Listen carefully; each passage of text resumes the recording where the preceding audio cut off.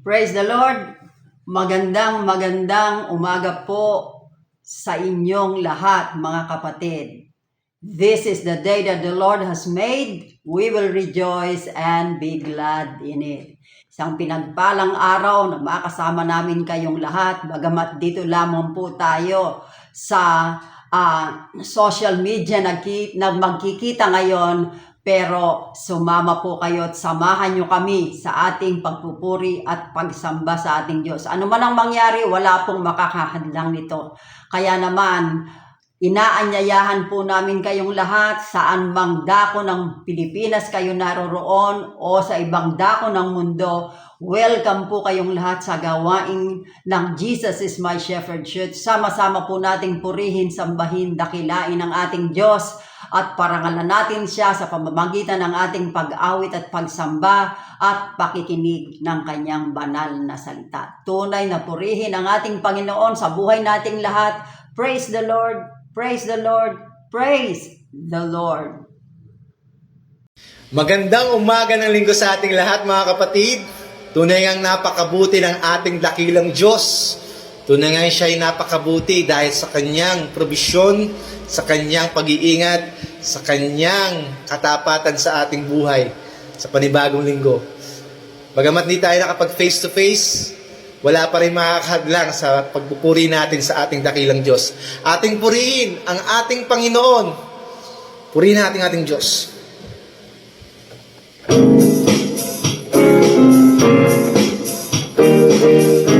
Yes, Lord! Pupurihin ka namin, Panginoon!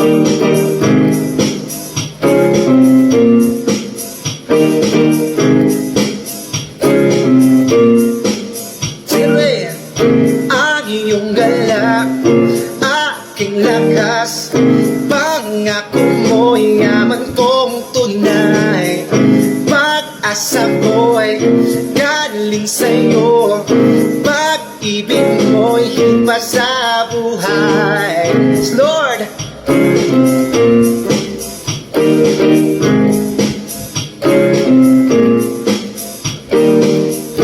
Ang iyong galak, aking lakas, pangako mo'y yaman kong tunay. Pag-asa ko'y galing sa'yo, pag-ibig mo'y higit pa sa buhay.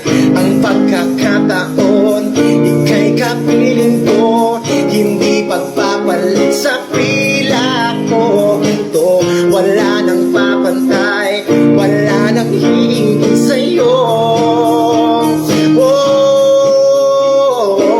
Sa aking pagsamba, alay kailan pa man, karapat-dapat kang sapat ng dahilan.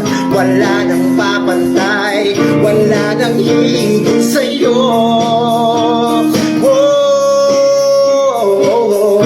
Ang iyong galak, aking lakas, pangako mo'y yaman kong tunay. Pag-asa ko'y galing sa'yo, pag-ibig mo'y higit pa sa buhay. Ang pagkakataon, ika'y kapiling ko, hindi pagpapalit sa pila ko. Ito, wala nang papantay, wala nang hihigit sa'yo. Sa aking pagsamba, alay kailan pa man, karapat-dapat kang sapat ng dahilan. Wala nang papantay, wala nang hihigit sa'yo. Ang iyong galak, aking lakas, pangako mo'y yaman kong tunay. Pag-asa ko'y galing sa'yo, pag-ibig mo'y higit pa sa ang iyong galak, ang iyong galak, aking lakas, pangako mo'y yaman kong tunay. Pag-asa ko'y galing sa'yo, pag-ibig mo'y higit pa sa ang iyong galak, mga kapatid, ang iyong galak. Pangako Pangako mo'y yaman kong tunay, pag-asa ko'y galing sa'yo. Pag-ibig mo higit pa sa buhay, ang iyong galak, aking lakas. Pangako mo'y yaman kong tunay, pag-asa ko'y galing sa'yo. Pag-ibig mo higit pa sa buhay, higit pa sa buhay, higit pa sa buhay, higit pa sa buhay, higit pa sa buhay.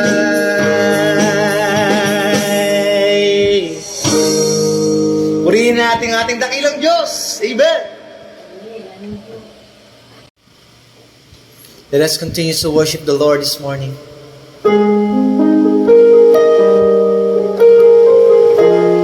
Lord, we worship you, Lord God, for who you are in our lives, Panginoon. You deserve our worship, Lord God. Oh, Lord.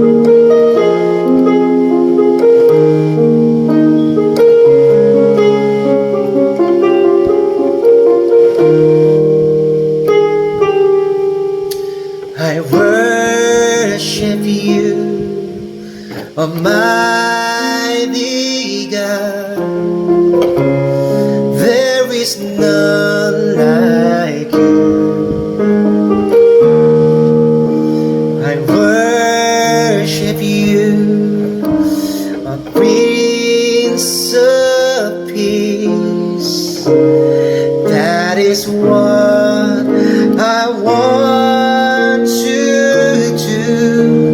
I give you praise,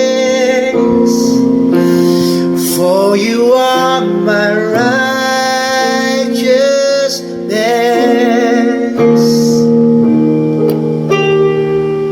I worship you, Almighty God. There is none like you.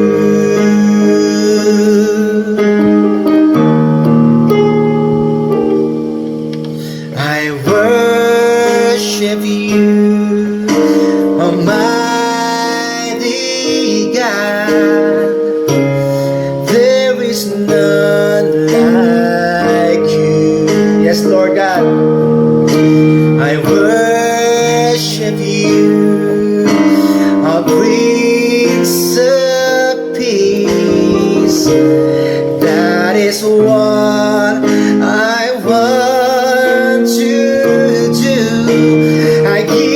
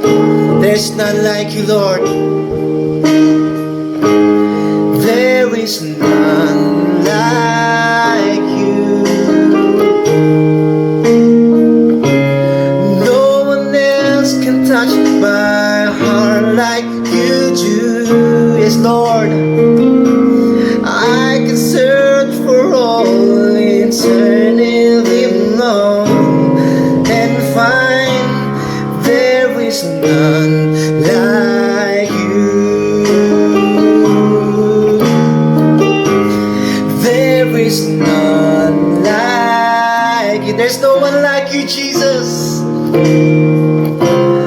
No one else can touch my heart like you do.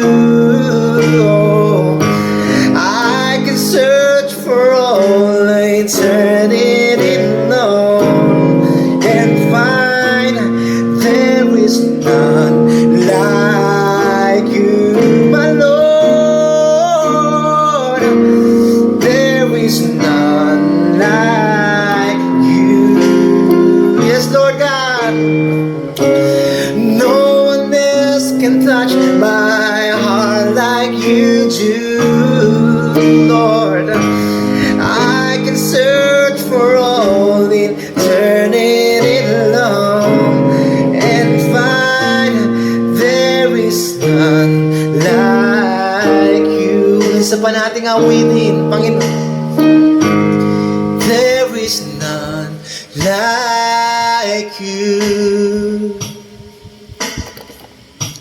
No one else can touch my heart like you do. Yes, God.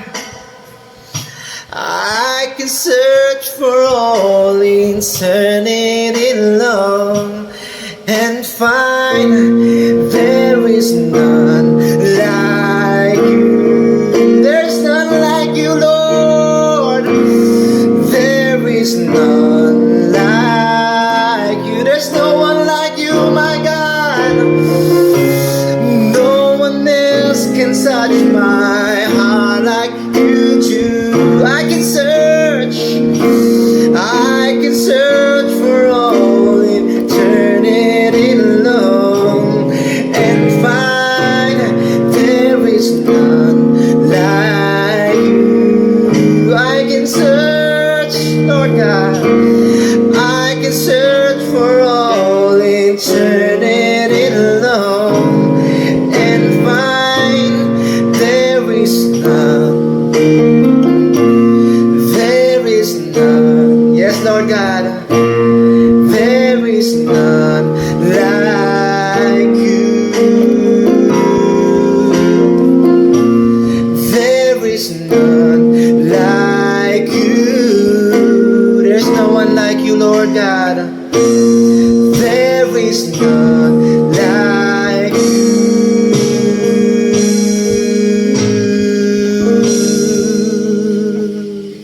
There's none like you, Lord God. Purihin ang ating dakilang Diyos na buhay.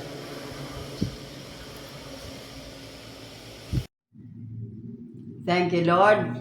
At ngayon po ay dadako tayo sa pag-aaral ng banal na salita ng Diyos. At salamat sa Panginoon sa pagkakataong ito na ibinigay niya sa atin. But before we begin, basahin po muna natin ang tekstong ating pagbubulay-bulayan at saka po tayo mananalangin. Amen po? Sige po. Sabay-sabay po nating basahin ang tekstong ating pagbubulay-bulayan. Sumabay po kayo sa akin sa aking pagbabasa. Sa Tagalog ko na lamang po babasahin. Ito po, ang ginamit po nating version ng Bible dito ay Magandang Balita Biblia. Ano po? At ang pag-aaralan natin ay nasa Aklat ng mga Romans, no? Book of Romans, chapter 10, verses 9 to 11. Basahin po natin ang sabay-sabay. Kung ipahahayag ng iyong bibig na si Jesus ay Panginoon at buong puso kang sasampalataya na siya'y muling binuhay ng Diyos, maliligtas ka sapagkat sumasampalataya ang tao sa pamamagitan ng kanyang puso at sa gayon ay itinuturing na matuwid ng Diyos. Nagpapahayag naman siya sa pamamagitan ng kanyang bibig at sa gayon ay naliligtas. Sinabi nga sa kasulatan, ang sino mang sumasampalataya sa kanya ay hindi mapapahiya. Amen po. Praise the Lord. Praise the Lord sa pag-at purihin ng Diyos. Salamat sa Panginoon sa kanyang banal na salita. Pwede po ba tayong yumuko at manalangin? Tayo po ay magpasako sa kanyang kalooban. Let us pray. Aming amang Diyos na makapangyarihan sa lahat. Ipinagpapasalamat namin ang mga kaloob mong pagpapala sa amin, na kung minsan nakakaranas kami ng mga bagay na hindi inaasahan.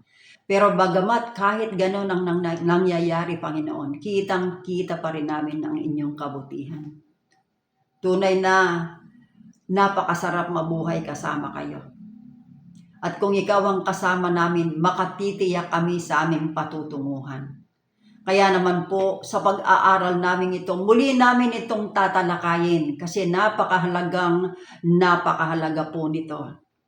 Kailangang maintindihan ng bawat isa kung ano ba ang kaligtasan. Kailangang maintindihan ng bawat isa kung gaano kahalaga ang aming Panginoong Hesukristo sa aming mga buhay at kung paano namin siya tatanggapin, kung paano namin siya aanyayahan sa buhay na ito. Kalooban mo po ito, aming amang Diyos. Kaya naman, kayo po ang mangunguna sa amin sa pamamagitan ng banal na Espiritu. Samahan niyo po kami, tulungan niyo po kami, turuan niyo po kami, bigyan niyo po kami ng mapagpakumbabang puso. At ang lingkod mong ito, Panginoon, ay kasangkapan lamang. Ikaw ang mangusap. Gamitin mo lamang ang aking mga labi upang sabihin sa inyong mga anak ang inyong kalooban. Kayo po ang magbigay ng kababaang loob sa bawat isa. Hayaan mo pong sa mga salitang kanilang maririnig ay bigyan nila ito ng halaga.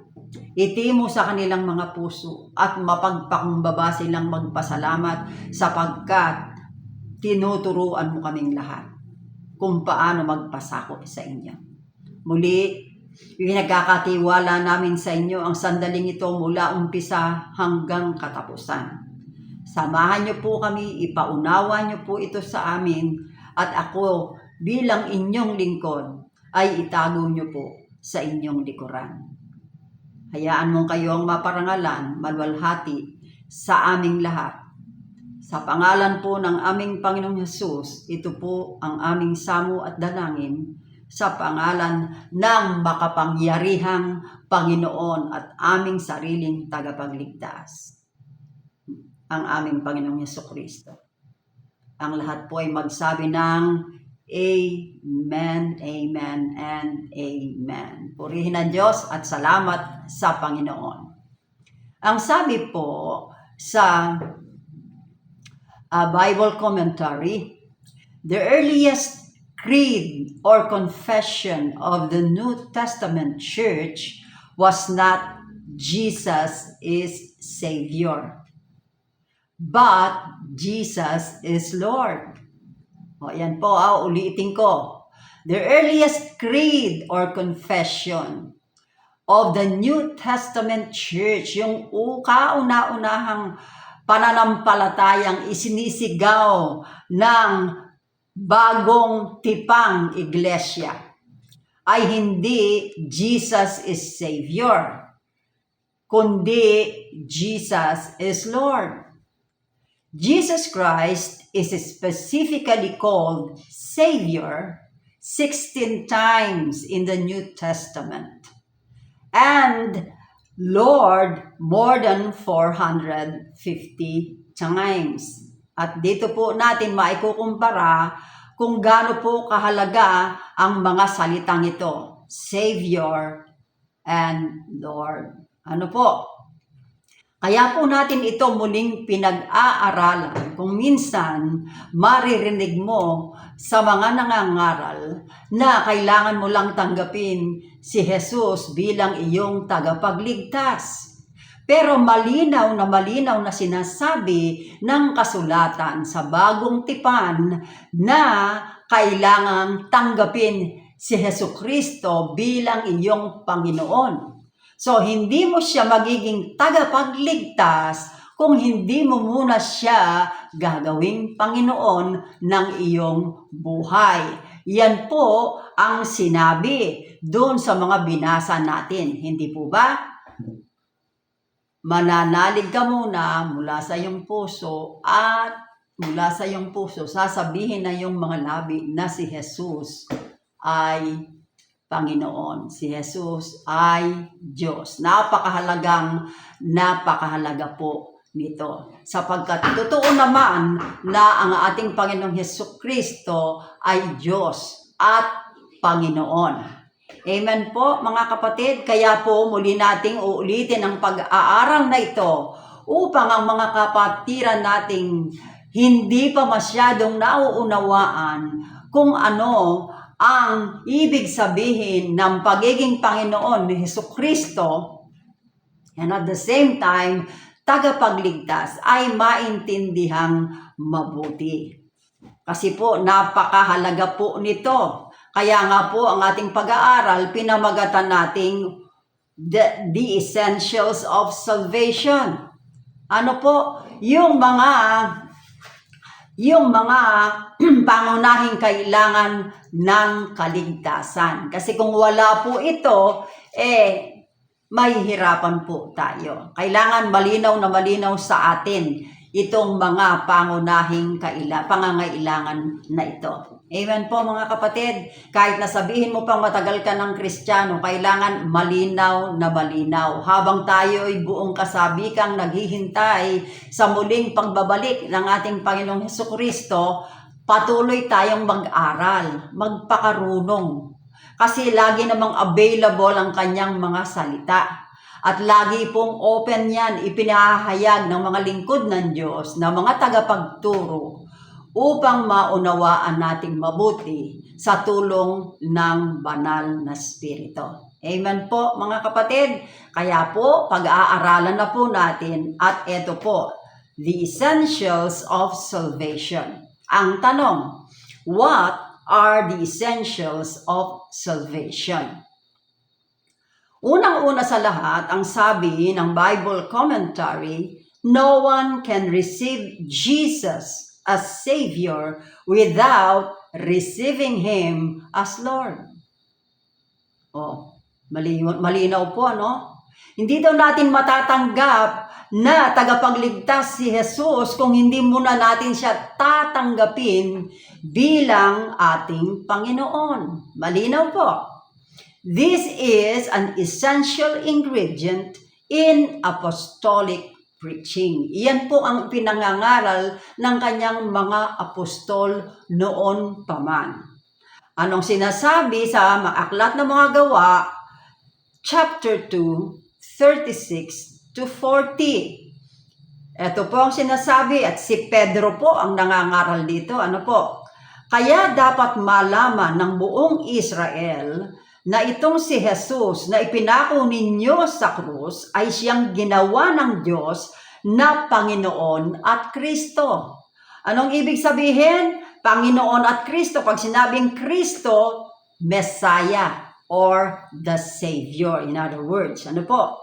Nabagabag ang kanilang kalooban ng marinig ito, yung mga nakikinig kay Pedro. Kaya tinanong nila si Pedro at ang ibang mga apostol, mga kapatid, anong dapat naming gawin?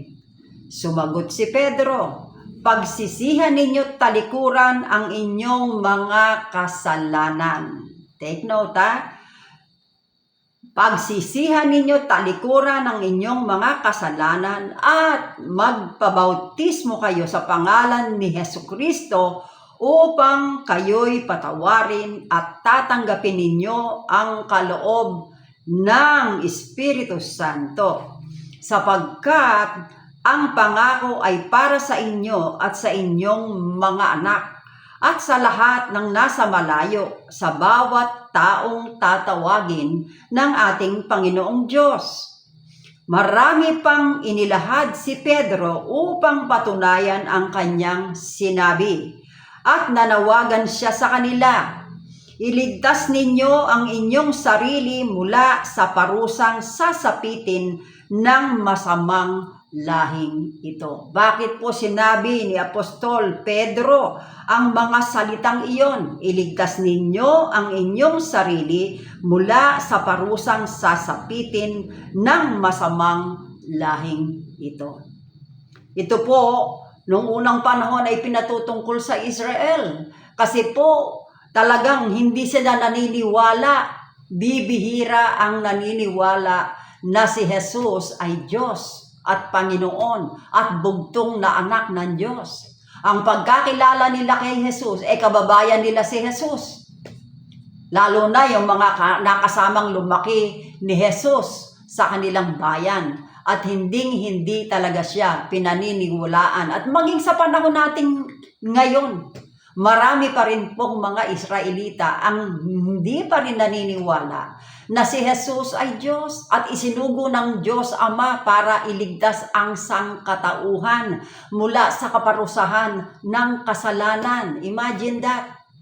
Pero dahil nga sinabi na at inihula na darating ang panahon, ililigtas ng Panginoon ang mga Israel.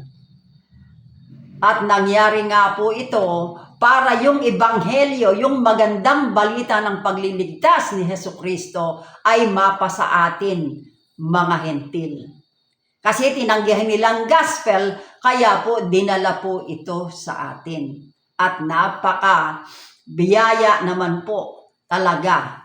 Mapapalad tayo dahil nakarating sa atin ang ebanghelyong ito. Dahil kung hindi, mapapahamak din po tayo. Malinaw ang sinasabi ni Pedro sa kanyang pahuling salita rito na may parusang sasapitin ang masamang lahing ito. Ibig sabihin, may parusang sasapitin ang mga taong hindi sumampalataya sa ating Panginoong Hesukristo.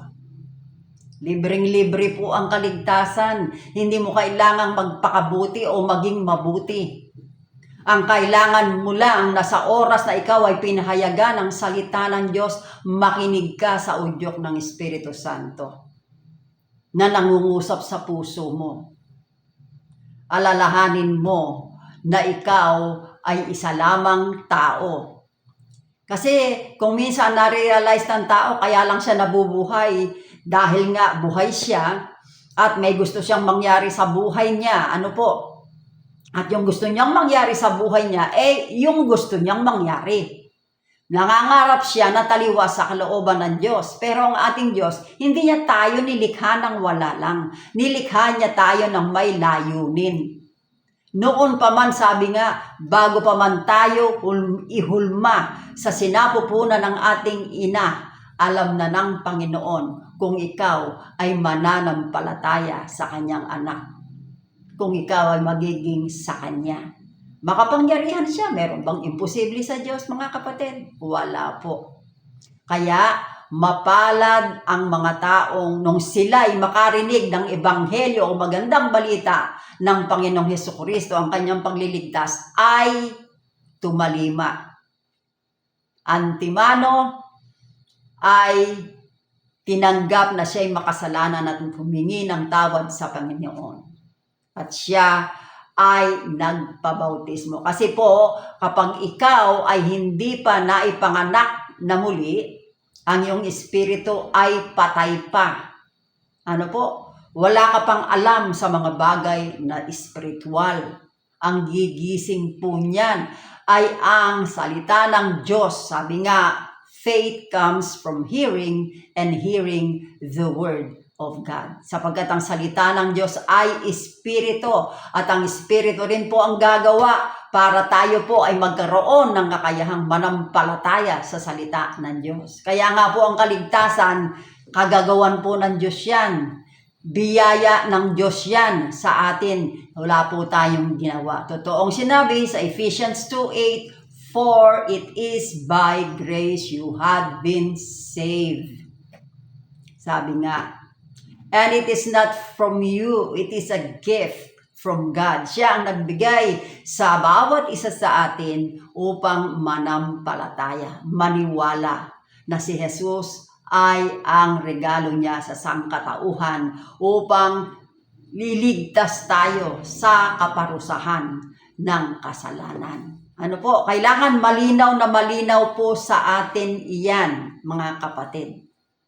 Dahil ang pagmamahal ng Diyos sa atin, hindi kayang sukatin ninuman. Pero wag nating pagmatagasin ang ating mga puso. Na pag naririnig na natin ang conviction ng Holy Spirit sa puso natin, wag tayong magmatigas. pakinggan natin kung anong iniudyok ng Espiritu Santo sa atin at maniwala tayo at tanggapin natin ito. Sinasabi ko sa inyo mga kapatid, bilang karanasan, napakapalad po ng taong makakakilala sa Panginoong Yesus. I did that how many years ago? 1982? Anong taon na po tayo ngayon? 2025. O ilang taon na po akong mananampalataya kay Kristo. Alam niyo po, wala akong pinagsisisihan kahit kaunti. Magsisisi siguro ako kung hindi ko nakilala ang Panginoon. At baka kung saan ako pinulot kung hindi ako na born again. Ganyan din po ang sinasabi ko sa inyo. Hindi pa po huli ang lahat. Ano po? Huwag nating hayaang mahuli ang lahat hanggat maaga. Hanggat may pagkakataon kayo, kasi ang tao may pagkakataon lamang po yan habang siya ay buhay. Ano po? Pagka po binawi na ng Panginoon ang ating buhay, siya lamang po ang may karapatang bumawi niyan. Wala namang pwedeng bumawi niyan, kundi siya lamang. Bago po mangyari yon. At kung naririnig niyo po ang mensaheng ito, sasabihin niyo si Pastora naman paulit-ulit. Kailangan pong ulit-ulitin para po tumimo sa ating mga isip. Kasi po pag hindi inuulit-ulit, kung minsan hindi naiintindihan at ibang ginagawa. Ano po? Ito po ay para sa ating kapakanan. Ang sabi ko nga sa Panginoon, bakit po ito? Actually, hindi po ito ang message na dapat kong ihayag ngayon. Pero bakit inilagay ako sa pagkakataong ito? Bakit itong ibinigay sa akin? Maaaring meron sa inyo na nangangailangang maliwanagan na ano ba talaga ang kaligtasan? Ano ba ang dapat kong gawin kay Hesukristo? Gawin ko siyang tagapagligtas lamang? O gawin ko siyang Panginoon bago ko siya maging tagapagligtas? Kailangan po maliwanag na maliwanag yan. Gaya ng sinabi sa New Testament, 450 times na nabanggit ang salitang Lord. At ang salitang Savior, sabi 16 times lang. So, ibig sabihin, may emphasis, napakahalaga po ng salitang Lord. Kasi kailangan po natin iyan, mga kapatid. Ano po? At salamat sa Panginoon dahil patuloy niya tayong tinuturuan kung ano nararapat nating gawin. Hindi po ito para sa kanyang kapakanan, para po ito sa kapakanan ng bawat isa sa atin. Naku, lalong-lalo na po ang mga kabataan. Ano po? Napakahirap po. Naniniwala ako mahirap ang inyong pinagdadaanan kasi naging kabataan din po ako. Napakarami pong temptation, napakarami pong pandaraya, napakarami pong mga taong kung minsan ay pinagsasamantalahan ng mga kabataan. Kailangan nyo po si Hesukristo sa inyong buhay. Kailangan nyo mga bata si Jesus sa inyong buhay. Kaya nga ba ang mga batang maliliit, kailangan ini-involve agad sa church, sa Sunday school, para maliit pa lamang sila, alam na nila na meron silang Panginoon at tagapagligtas sa pamamagitan ni Jesus. Ano po? Kailangan po ng mga bata yan. Kailangan natin silang laging ipinapanalangin dahil prone po sila sa tukso, prone sila sa mga pandaraya ng buong paligid, prone po sila sa maraming mga taong nagsasamantala sa kanila, at saka yung mga nakikita nating sa social media, no? Napaka-innocent minded po ng mga bata. Wala pa pong alam sa mundo yan. Bagamat nababasa nila yung mga kung ano-ano sa social media. Pero sa katotohanan, wala pa po silang experience na kahit ano. So they need our prayers and guidance. And most of all, kailangan nila ang Panginoon Jesus sa kanilang buhay. Kasi sa pamamagitan lamang ng Panginoong Hesus sila magkakaroon ng isang tunay at ganap na buhay. Dito nila mararanasan ang totoong buhay. Ano po? Napakasarap pong makilala ang Panginoong Hesus, sinasabi ko sa inyo. Napakasarap po na ma-experience ang kanyang pagmamahal. Buhay siya, totoong-totoo siya, at kailanman hinding-hindi niya tayo iiwan at pababayaan dahil siya mismo ang nagsabi niyan. Ano po? Okay, another essential of salvation, yung kanina, no one can receive Jesus as Savior without receiving Him as Lord. Pangalawa, to confess Jesus is Lord is to declare Him to be equal with God. Oh, maliwanag po To confess Jesus is Lord is to declare Him to be equal with God. Ano po ba ang ibig sabihin ng salitang Lord? Sa salitang Griego po, ang sabi, the word Kyrios means having power, dominion, authority, and the right to master. At yan po ang ating Panginoong Hesukristo. Ano po sinasabi sa Romans 10:13? Dahil sinasabi sa kasulatan, maliligtas ang lahat ng tumatawag sa pangalan ng Panginoon. O sa English po, for everyone who calls on the name of the Lord will be saved. The Lord Jesus Christ. Ano po? Maliligtas ang lahat ng tumatawag sa pangalan ng Panginoon. Kasi hindi mo siya tatawaging Panginoon kung hindi mo talaga siya Panginoon. Wala kang kakayahang sabihin yan, kapatid. When you say Jesus is Lord, nagmumula po yan sa puso natin. Kalooban po ng Diyos iyan. Kaya po, importanteng maintindihan natin na hindi tayo maliligtas kung wala si Jesus sa ating mga buhay. Kaya nga po siya ipinadala ng Ama at alam niyo po bang bawat isa sa atin, ang Diyos Ama ang nagtalaga sa bawat isa sa atin upang makilala natin ang kanyang anak na si Jesus. Hindi po tayo, ang Diyos Ama. Dinala niya tayo sa paanan ng kanyang anak upang makilala natin siya. And pagkatapos naman nun, makilala natin si Jesus sa buhay natin, tinanggap natin siya as our Lord and Savior. Siya naman ngayon ang nagpakilala sa Diyos Ama sa atin. Kasi hindi po natin makikilalang mabuti ang Diyos Ama kung hindi muna natin tinanggap at kinilala si Jesus sa ating buhay. Kaya nga sinasabi sa John 14:6, di po ba? I am the way, the truth, and the life. And no one goes to the Father except through me. Walang makaparoroon sa Ama kung hindi sa pamamagitan ko, sabi ng Panginoong Jesus. Siya lang ang tanging daan. Siya ang katotohanan. Katotohanang siya lang ang bugtong na anak ng Diyos na nagkatawang tao upang mamatay sa krus, ilaan ang kanyang buhay upang tubusin tayo sa kaparusahan ng kasalanan. At pagkatapos niyang mamatay, ay muling nabuhay, patunay na siya'y nagtagumpay na pagbayaran ang lahat ng ating mga kasalanan.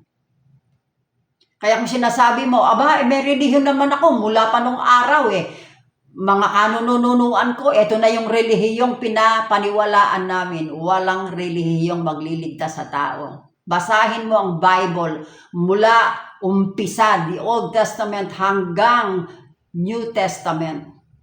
Wala pong sinasabi ang Bible na through religion maliligtas ka. Ano po? Kahit ano pang klaseng relihiyon yan, hindi ka makaparoroon sa Ama. Malibang si Jesus ay tinanggap mo sa iyong buhay bilang iyong Panginoon at sariling tagapagligtas. Yan ang sinasabi ng Biblia. Yung iba, pagka sinabi mo, binahaginan mo ng salita ng Diyos na si Jesus lang ang tagapagligtas, siya lang ang Diyos na magliligtas at magpapatawad ng kasalanan mo, sasabihin nila, hindi yung relihiyon ko. Doon na ako pinanganak, doon pa rin ako mamamatay. Hinandado ko na, sinarado ko na ang paniniwala ko. Talaga, mamamatay nga talaga sila. Kasi hindi naman sinabi sa Bible na through your religion, maliligtas ka eh. Ang sinabi lang, si Jesus Christ. He is the only Savior of the world. Wala nang iba pa. Dahil si Jesus ay Diyos. Ano po? Siya ang Diyos Anak. Ang Diyos Ama, Diyos Anak, Diyos Espiritu Santo. Iisang Diyos na may 3 persona. Diyos Ama, Diyos Anak, at Diyos Espiritu Santo.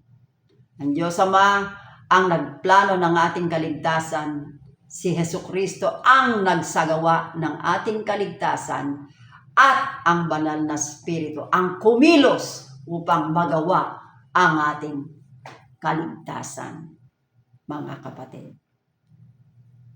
3 persona ng isang kadyusan sama-samang gumawa para ikaw at ako ay maligtas. Mahalagang mahalaga. At itong napakabuting balitang sinasabing, go and preach the gospel to all nations. Yan ang inuutos Matthew 28:19-20. Ano po? Kailangang malaman ng tao na may isang tagapagligtas. Nag-iisa lang, wala nang iba pa. Hindi ang mga tao. Hindi ang kung sino-sino. Only Jesus. Our God, our Savior, and our Lord. Amen po, mga kapatid. Kaya nga sabi, to confess Jesus as Lord is to declare Him to be equal with God because He Himself is God. Amen po? Bugtong na anak ng Diyos. Malinaw po iyan. Pangatlo, when New Testament Christians called Jesus Lord, this was not just an outward profession, but an inward, sincere attitude of the heart. Kapag yung mga Kristiyano nung bagong tipan, pag tinawag si Jesus bilang Panginoon, hindi lamang po ito panlabas na pagsasabi, kundi ito ay nagmumula sa kaibuturan. Ano? Kaibuturan ng puso, mga kapatid. Kasi walang makapagsasabing si Jesus ay Diyos malibang pinangungunahan siya ng Espiritu Santo. 1 Peter 3:15a ang sabi, igalang ninyo si Kristo mula sa inyong puso bilang Panginoon. Malinaw ang sinasabi 1 Peter 3:15a, igalang ninyo si Kristo mula sa inyong puso bilang Panginoon sapagkat siya talaga'y Panginoon. By which they made Christ and His Word Lord over all of life. Na kung saan si Kristo at ang kanyang salita ang Panginoon sa kanilang buong buhay, sa kanilang buong pagkatao. At sa atin man, mga kapatid, tayo man. Kasi wala naman tayong pinag-iba doon sa mga tao nung lumang tipan at saka yung mga nauna sa atin, pare-pareho po tayong likha ng Diyos. Ano po? Created in His image. Fearfully and wonderfully made. Mga kapatid, lahat tayo ay pare-parehong nilikha ng Diyos ayon sa kanyang wangis. Kaya nga dapat lahat tayo ay gumalang mula sa kaibuturan ng ating puso sa ating Panginoong Hesukristo. Dahil sa pamamagitan niya, nalikha ang lahat ng bagay. Yan ang sinasabi ng kasulatan meron pa ba tayong i-contest dyan? Ang sabi po sa John 15:14, kayo'y mga kaibigan ko kung tinutupad ninyo ang aking mga utos. Kayo'y mga kaibigan ko kung tinutupad nyo ang aking mga utos.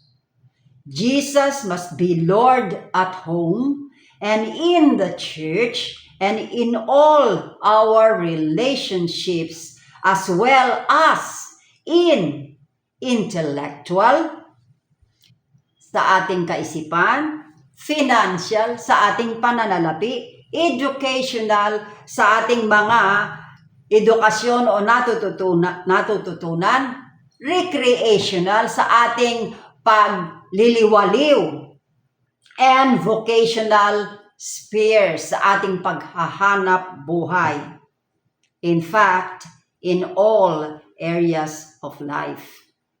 Kailangan si Jesus po ang maging Panginoon sa lahat-lahat ng ating mga relasyon. Kasama ng ating pag-iisip, bulsa, edukasyon, pagliliwaliw o pagre-relax, at maging sa ating paghahanap buhay. Sa lahat ng bahagi ng ating buhay. Amen po mga kapatid. Yan po ang dapat. Kasi kapag ang Panginoong Jesucristo ang Panginoon ng lahat-lahat sa atin, maayos nating magagawa ang lahat. Ay tulad na nga po nito, intellectual. Ang ating mga pag-iisip nakatuon lang kay Jesus. Hindi tayo nag-iisip ng kung ano-ano. Ano po? Hindi tayo nababother ng mga nakikita natin, naririnig natin. Yung mga kwento-kwento, yung mga paninira, pagkainggit, kung ano-anong naririnig natin sa social media na hindi natin dapat marinig. At maging sa ating mga finances, o sasabihin nyo, bakit pinaghirapan ko ito? Mga kapatid, lahat-lahat, mula sa ating pagkatao, sa ating karunungan, sa ating kalakasan, at lahat ng meron tayo sa buhay, lahat yan galing sa Panginoon. Hindi po natin yan pag-aari. Kaya everything we have, dapat ginagastos natin ito ng ayon sa kalooban ng Diyos. Kasi pagtitiwala lamang po iyan ang Panginoon sa atin. We are but stewards sa lahat-lahat ng kung ano ang meron sa atin at kung ano tayo sa buhay na ito. Maging ang ating edukasyon. Nakapag-aral tayo, salamat sa Panginoon kung nakapag-aral kayo. Abay, gamitin natin ito para sa kapurihan at kalulhatian ng Diyos. Yung ating pagliliwaliw, yung pagre-relax natin, kung saan-saan tayo pupunta. Aba, kahit na po hindi kayo kilala sa pupuntahan nyo, kilalang kilala kayo ng Diyos. Kung ano man ang mga pinaggagawa nyo, kung saan-saan kayo pumupunta, alam po ng Diyos yan. Hindi natin maikakaila. Kaya maging, kung nagre-relax man tayo, paano yan? Nagre-relax lang naman ako. Kailangan ko rin naman mag-relax kasi napapagod ako. Yes. But do it God's way. Ano po? Hindi po rin para tayong nakawalang toro kung saan-saan nakakarating at kung ano-anong pinaggagawa natin. Maging sa ating pag-relax, may pakialam pa rin ang Diyos sa atin kasi siya ang ating Panginoon. Amen po? Maging ang ating bukasyon o yung ating hanap buhay, lalong-lalo na. Lalong-lalo na. Dapat nalalaman ng lahat na tayong mga anak ng Diyos. The way we work with our subordinates, kung paano tayo makitungo, kung paano tayo maglingkod, magtrabaho ng buong katapatan kahit walang nakakakita. Dahil alam natin, may nakakakita talaga. At hindi natin yan maipagkakaila, mga kapatid. Dahil ang Panginoong ginawa natin sa buhay natin, tinanggap natin, our Lord Jesus Christ, He knows all things. Walang naitatago sa Kanya. Sabi, sa lahat ng bahagi ng buhay natin, He must be the Lord. Our Lord, none other. Anong sinasabi sa 1 Corinthians 10:31? Kaya nga, kung kayo'y kumakain o umiinom o anuman ang ginagawa ninyo, gawin ninyo ang lahat sa ikararangal ng Diyos. Ano nang pong ginagawa natin, mga kapatid? Gawin natin ito para sa ikararangal ng Diyos. Hindi natin kailangang magparangal sa tao. Huwag natin kainggitan yung mga sikat. Kailangan maging sikat tayo sa paningin ng Diyos. Kasi pag sikat tayo, ibig sabihin, kung kinalulugdan niya tayo His favor goes before us. Sabi nga, we can never outgive God. Hindi natin siya kayang pantayan sa kanyang kabutihan. Kung ginagawa natin ang lahat, kumakain man tayo, umiinom man tayo, ano man ang ginagawa natin para sa kalwalhatian ng Diyos, ay sino bang malulugod niyan, kundi ang Diyos pa rin. At hindi lang yon, mapapansin niyan ng mga taong kahalubilo mo. Makikita nila at makikita ang iyong pagkakaiba. At tatanungin ka nila, ano ba ang meron sa iyo? Bakit parang naiiba ka? Then you can testify to them that you are a child of God through Jesus Christ. You made Jesus the Lord of your life. Ayan po mga kapatid. At yan po ang dinadalang mensahe sa atin itong pinag-uusapan natin. Huwag po tayong magwalang bahala sa paalala ng Diyos sa atin. Ano mang oras maaari po siyang dumating. Hindi ko po kayo tinatakot at hindi po ako nagpo-prophesy. Kundi sinasabi sa Bible, nariyan na po ang mga tanda Kailangan ang pag-aalab ng puso natin sa pagsunod sa kalooban ng Diyos. Siyasatin na natin ang ating mga puso. Totoo nga ba na talagang tinanggap mo si Kristo sa buhay mo? Dahil kung hindi, may pagkakataon pa. Anyayahan mo siya ng totoo, ng buong puso. Kasi kapatid, makikita mo ang pagkakaiba na pinananahanan ka ng Espiritu ng Diyos. Kasi kung wala ang Espiritu, kung wala si Kristo, hindi ka tatahanan ng banal na Espiritu. Maliwanag po iyan na sinasabi sa salita ng Diyos. Si Jesus lang ang tanging pangalang ibinigay sa silong ng langit para sa ikaliligtas ng tao. At kung naririnig mo ang mensaheng ito at hindi ka pa talagang tiyak sa kaligtasan mo, gawin mo na ito. Buong puso mong anyayahan si Jesus sa iyong buhay. Magtapat ka sa iyong mga kasalanan kasi kahit hindi mo man sabihin, alam niyang makasalanan ka. Ang kailangan mo lang gawin, aminin mo na talagang nagkasala ka sa Diyos. At magpasya ka. At anyayahan mo siya ng buong puso mo sa iyong buhay at gawin mo siyang Panginoon mo at sariling tagapagligtas. At makikita mo, magiging ibang-iba ang takbo ng buhay mo. Maraming struggles, maraming pagdadaanan, pero kailangan yun. Para tayo ay ayusin, para yung puso natin maging maayos sa harapan ng Panginoon at siyang nakakaalam nun. Gawin mong madali ang buhay mo. Huwag mong pahirapan ang sarili mo. Kailangan mo si Jesus sa buhay mo. These are the essentials of salvation. Pag-isipan mo itong mabuti.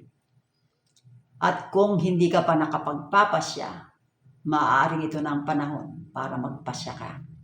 Kausapin mo ng totohanan ng Diyos, anyayahan mo siya sa buhay mo at gawin mo siyang Panginoon mo at sariling tagapagligtas mo at sinasabi ko sa iyo, wala kang pagsisisihan. Amen po. Purihin ang Diyos at salamat sa kanyang banal na salita na pinagbulay-bulayan natin ngayon. Tayo po ay manalangin. Aming Diyos na makapangyarihan sa lahat. Nagpapasalamat po kami sa muling paalala mo sa amin na totoong wala kaming kailangan sa buhay namin kundi kayo, Panginoong Hesus. Salamat aming Amang Diyos. Dahil talagang itinuturo mo kami, dinadala mo kami sa paanan ng iyong anak na si Jesus. Dahil talagang siya lamang naman ang daan katotohanan at buhay. Siya ang natatanging paraan upang makarating kami sa iyong banal na harapan. At ngayon nga, ginagawa niya ang kanyang tungkulin bilang aming dakilang saserdote na patuloy na nagsusumamo para sa aming mga pangangailangan. At dahil din sa kanya tinanggap namin ang paunang biyaya mo sa amin, ang paunang patotoo na kami nga ay iniligtas mo na at naging mga anak ng Diyos sa pamamagitan ng banal na Spiritong ipinagkaloob mo sa amin na siya naming magiging katulong at tagapagturo. Katuwang sa aming buhay na nandito pa kami sa lupa at kailangan namin siya upang gumabay sa amin. Salamat po, Panginoon. Salamat po. At ang mga nakarinig po ng mga salitang ito na aming pinagbulay-bulayan sa mga sandaling ito, kayo po ang magpaunawa sa kanila, aming Diyos, ng mga tinalakay namin ito upang sila man ay tamasahin nila ang tunay na pag-akagalakan, kapayapaang nagmumula sa iyo, na sa pamamagitan ng iyong napakadakilang pag-ibig ay tinanggap namin ang iyong napakasaganang biyaya sa pamamagitan ng iyong bugtong na anak na si Jesucristo na ipinadala mo rito sa lupa upang tubusin kami at palayain kami sa gapos ng kasalanan. Salamat po. Maraming salamat po. Pagpalain mo ang mga kapatirang nakarinig, Lord, at yung mga hindi pa at aksidenteng makarinig ng mensaheng ito, dalhin mo po sa puso nila ang mga salitang aming pinagbulay-bulayan. Salamat po sa privilege. Salamat po sa pagkakataong ito. Muli binabalik namin ang pinakamataas na papuri, pagdakil at pasasalamat na tanging sa inyo lamang po namin maingat na ibinabalik, aming Diyos. Sa pangalan po ng aming Panginoong Hesukristo, ito po ang aming samu at dalangin. Amen, amen, at amen. Praise the Lord. At ngayon naman po, dahil po ngayon ay first Sunday of the week. Of course, yung pong ating laging ginagawa na tayo po ay magkakaroon ng banal na hapunan. Ano po? Gaya po ng sinabi ko sa inyo na maghanda po kayo ng grape juice at saka tinapay para po magamit po sa gagawin nating ito. Napakahalaga po nito bilang isang mananampalataya. Lahat po tayo ay dapat inaalala ang banal na hapunan. Dito natin inaalala ang sakripisyong ginawa ng Panginoon para sa ating lahat. Amen po mga kapatid. Kung kayo po ay handa na, ihanda nyo rin po ang mga elements na meron kayo. Ano po? At sama-sama po nating isagawa ang banal na hapunan. Ang sabi rito, ang hapag ng Panginoon ay isang taimtim na pagpapahayag ng kamatayan at muling pagbabalik ng ating Panginoong Hesukristo na isinasaad sa unang Korinto 11:26. Isang pag-alaala sa kagandahang loob ng Diyos sa pamamagitan ng kanyang mabiyayang pagpapatawad sa ating mga kasalanan. Ito hindi lamang isang ritual na ginagawa ng iglesia, kundi ito ay isang pagsunod sa utos ni Hesukristo na ating Panginoon na sinasaad sa unang Korinto 11:24 hanggang 25. Hindi nito napapatawad ang ating mga kasalanan, subalit sinasalamin nito ang bagong tipan ng pakikipag-ugnayan natin sa Diyos sa pamamagitan ng kamatayan ni Jesus sa krus ng Kalbaryo. Ito rin ay isang mahalagang pagpapakita ng ating pakikipag-isa sa katawan ni Kristo, ang Iglesia. Ang babala ni Apostol Pablo ay nagsisilbing paalala sa atin na ang hapag ng Panginoon ay isang gawaing pinag-iisa. Hindi pinagbabaha-bahagi ang mga mananampalataya kay Kristo. Madiing ipinapaalala ni Apostol Pablo na ang hapag ng Panginoon ay isang banal na gawain at dapat igalang. Ang pakikibahagi rito ng hindi nararapat ay magbubunga ng hindi maganda. Ang hindi nararapat na pagtanggap at pag-inom sa mga simbolo ng katawan at ng dugo ay isang kasalanan sa katawan at dugo ng ating Panginoong Hesus. Dahil dito, kinakailangang saliksikin nating mabuti ang ating sarili upang ating matiyak ng buong kamalayan na tayo'y karapat-dapat na sumalo sa banal na hapag ng ating Panginoon. Ano po? Kung kayo po yan, ihanda nyo na po yung kupita na gagamitin po ninyo at lagyan nyo na po iyan ng laman at ang tinapay na ating gagamitin. Ano po? Sige po. Ang sabi po rito, Panginoon naming Diyos, hahawakan ko po ang simbolo ng katawan ng Panginoon. Panginoon naming Diyos, lubos ang aming pasasalamat sa iyong dakilang pagmamahal sa amin. Bagamat kami po ay hindi karapat-dapat sa iyo, minarapat mo pa rin kaming maging mga anak mo sa pamamagitan ng pagkamatay ni Jesus sa krus ng Kalbaryo para sa ikapagpapatawad ng aming mga kasalanan. Dalangin po namin na sa aming pagtanggap sa simbolo ng katawan ni Jesus na nabayubay sa krus, patuloy po ninyong pag-alabi ng aming mga puso sa pagpupuri sa iyo. Pagpalain mo po ang simbolong ito upang ito'y maging pagpapala rin sa amin sa pangalan ng Panginoong Jesus. Sige po, sama-sama po nating tanggapin ang simbolo ng katawan ng ating Panginoong Jesus.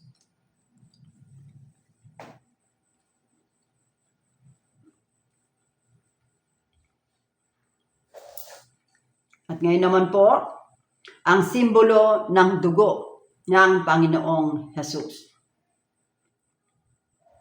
Ito ang aral na tinanggap ko sa Panginoon at ibinibigay ko naman sa inyo. Ang Panginoong Jesus, noong gabing siya'y ipagkanulo ay dumampot ng tinapay, nagpasalamat at pinagpira-piraso ito at sinabi, ito ang aking katawan na inihahandog para sa inyo.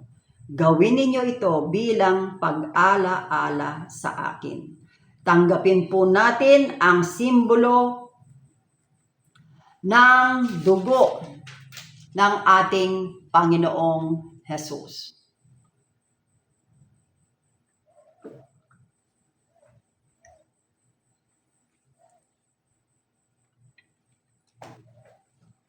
Panginoon naming Diyos, kami po'y nagpapasalamat din sa iyong kaloob na buhay, ang dugo ni Jesus na nabubo sa krus ng Kalbaryo, ang siyang naghugas sa aming mga kasalanan upang kami maituring mong mga anak. Inihahandog po namin sa iyo ang aming mga pagsamba at pasasalamat bilang isang haing buhay para sa ikalululhati ng iyong pangalan. Habang patuloy po namin ipinapahayag ang iyong kaharian at ang iyong muling pagbabalik. Ito po ang aming dalangin sa pangalan ni Jesus. Amen. Gayon din naman, matapos maghapunan ay hinawakan niya ang saro at sinabi, ang sarong ito ang bagong tipan na pinagtitibay ng aking dugo. Tuwing iinumin ninyo ito, gawin ninyo bilang pag-ala-ala sa akin. Sapagkat tuwing kakain kayo ng tinapay na ito at iinom sa sarong ito, ay ipinapahayag ninyo ang kamatayan ng Panginoon hanggang sa muling pagparito niya. Tanggapin po nating lahat ang simbolo ng dugo ni Kristo.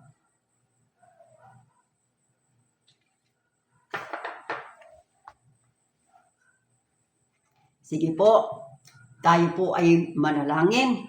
Naway lubusan kayong pabanalin ng Diyos na siyang nagbibigay ng kapayapaan at naway panatilihin niyang walang kapintasan ng buo niyong katauhan. Ang espiritu, kaluluwa at katawan hanggang sa pagparito ng Panginoong Hesukristo. Tapat ang tumawag sa inyo at gagawin niya ang mga bagay na ito. Sumainyo nawa ang pagpapalang ng ating Panginoong Hesukristo. Amen. Praise the Lord. At ngayon po, dahil first Sunday of the month of September, kung kayo po ay magdiriwang ng karawan ng buwan ng Setyembre, inaanyayahan ko po kayong lahat at tayo po ay mananalangin on your behalf. Ano po?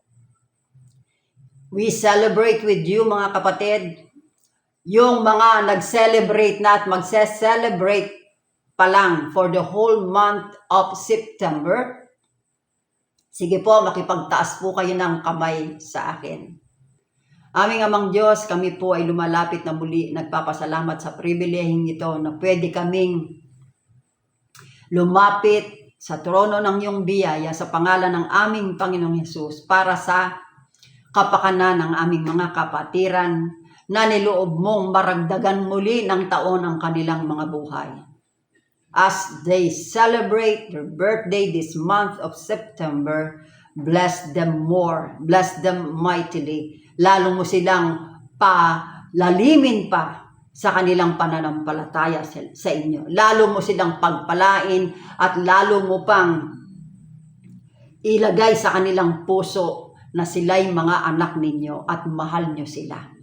Nawa ganap nilang maintindihan ang inyong pag-iibig, aming Diyos, at isuko ng buong buo ang kanilang mga buhay upang magamit mo para sa inyong kalooban at kaluwalhatian. Pagpalain niyo po silang lahat at kami po ay nakikiisa sa pagse-celebrate ng kanilang mga kaarawan.